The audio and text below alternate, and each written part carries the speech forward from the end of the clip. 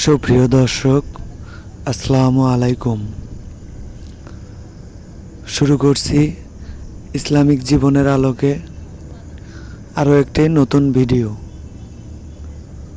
তো সম্পূর্ণ ভিডিও দেখার জন্য সবাইকে অনুরোধ রইল।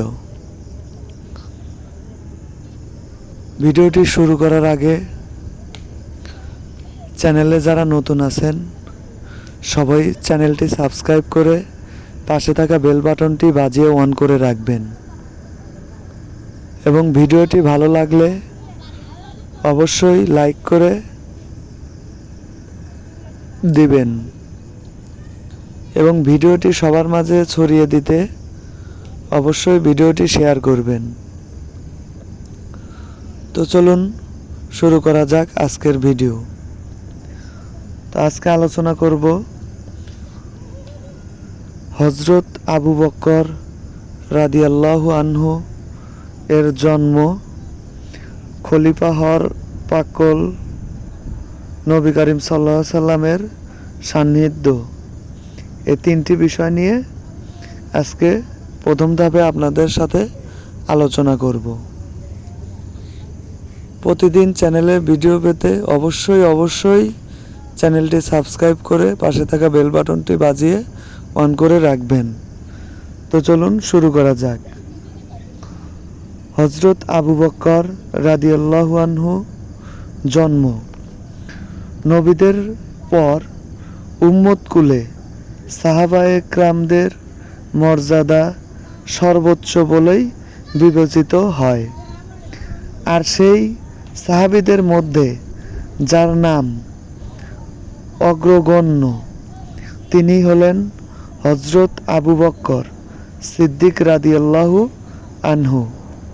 তিনি মক্কার বিখ্যাত কুরাইশ বংশের বনু তাইম গোত্রে 573 খ্রিস্টাব্দে জন্মগ্রহণ করেন। তার বাল্য নাম আব্দুল্লাহ ও ডাকনাম আবু বকর। সিদ্দিক হচ্ছে তার উপাধি। মিরাজের ঘটনাকে সর্বপ্রথম মনে প্রাণে বিশ্বাস করেছিলেন বলেই রাসূলুল্লাহ সাল্লাল্লাহু আলাইহি ওয়াসাল্লাম তাকে এই উপাধিতে ভূষিত করেন। আবু বকর রাদিয়াল্লাহু আনহু এর খলিফা হওয়ার পাক্কল। হযরত আবু বকর সিদ্দিক রাদিয়াল্লাহু আনহু মুসলিম জাহানের সর্বপ্রথম খলিফা। তার খলিফা পদে অধিষ্ঠিত হওয়ার সময়টি কুসমনস্থিত ছিল না। তৎকালীন মুসলিম জাহানের বিদ্রোহ, বিশৃঙ্খলা, ভণ্ড নবীদের উৎপাত, একদল লোকের যাকাত প্রদানে অস্বীকৃতি ইত্যাদি দমনে হযরত আবু বকর সিদ্দিক রাদিয়াল্লাহু আনহু অনন্য দৃষ্টান্ত স্থাপন করেছিলেন।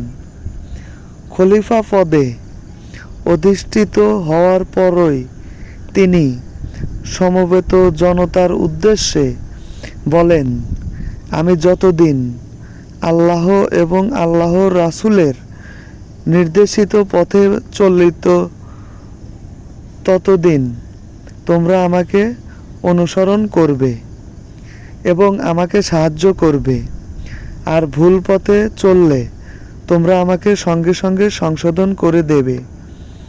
তোমাদের মধ্যে যারা দুর্বল তাদের হক আদায় না করা পর্যন্ত তারা আমার কাছে সবল ও শক্তিশালী, আর যারা সবল তাদের কাছ থেকে হকদারের হক আদায় না করা পর্যন্ত তারা আমার কাছে দুর্বল।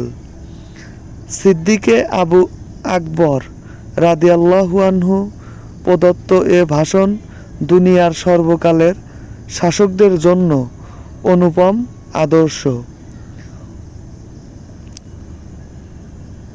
হজরত আবু বকর রাদিয়াল্লাহু আনহু এর নবী করিম সাল্লাল্লাহু আলাইহি সাল্লামের সান্নিধ্য লাভ। সবসময় হজরত আবু বকর সিদ্দিক রাদিয়াল্লাহু আনহু রাসূলুল্লাহ সাল্লাল্লাহু আলাইহি সাল্লামকে ছায়ার মতো অনুসরণ করতেন। তাছাড়া মানুষের দুঃখ দুর্দশায়, সহায় সম্বলহীনতায় এবং দুস্থদের সাহায্যার্থে তিনি ছিলেন আত্মনিবেদিত।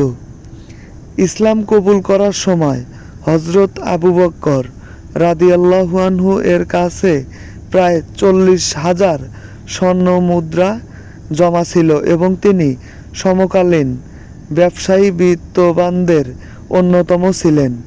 ইসলাম গ্রহণ করার পর সঞ্চয়কৃত